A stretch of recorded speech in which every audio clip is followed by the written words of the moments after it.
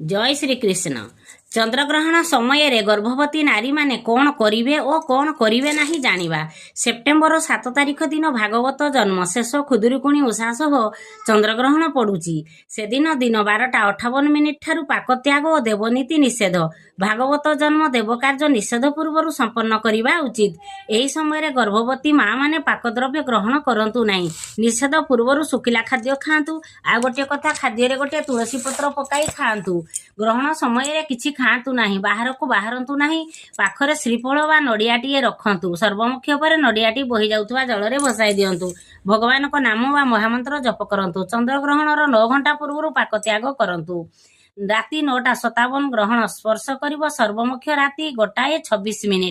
बालक वृद्धि और रोगी पक्षे नियम लंघनीय। केउ केउ राशि को शुभ जानिबा। मेष वृष मिथुन सिंह कन्या तुला मकर कुंभ। अन्य राशि को अशुभ। जय श्री कृष्ण।